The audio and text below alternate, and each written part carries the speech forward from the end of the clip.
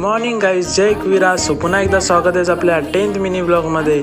एकादशीच्या दिवशी बारशीची दिंडी निघायच्या आधी आपण पोचलो फुल मार्केटला. पहिलेच आपल्याला उशीर झालता, थोडीफार फुलं घेतली आणि निघलो घराकडं. मस्त घरी येऊन आंघोळ केली आणि देवांना हार घातला ना, देवाला मस्तपैकी सजवून घेतला. आज एकादशी होती, सो आपला पण उपवास होता. मग नंतर आपण निघलो क्लासला. 2 शेंगदाणं तोंडात टाकलं ना, मम्मीला केला tata bye bye see you. निघलो आपण क्लासच्या रस्त्याकडं. गावाच्या बाहेर आलो तर तिथं दिंडी निघलेली, जी बिर्ला मंदिरला नव्हतं. लांबूनच त्या दर्शन घेतला ना आपण पोचलो क्लासमध्ये बघतो तर काय, मॅडमचा आज पेपर वाटप समारंभ आहे. मग तो समारंभ बघला ना, घरी आलो. मग नंतर आपण श्री विठ्ठलाला तुळशीचा हार बनवत होतो.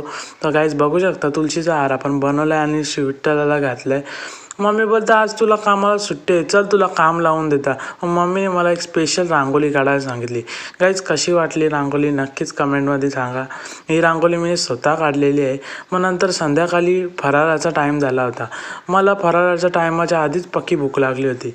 गाईज, चला तुम्हाला दाखवतो आज फराळाला काय काय येतं.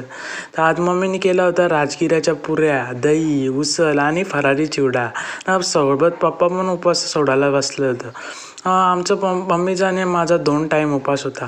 सो मी आणि मम्मी फराळच करत होतो, ते पण मुन्ना भाई बघून. काहीच कसा वाटला ब्लॉग नक्की सांगा. बाय.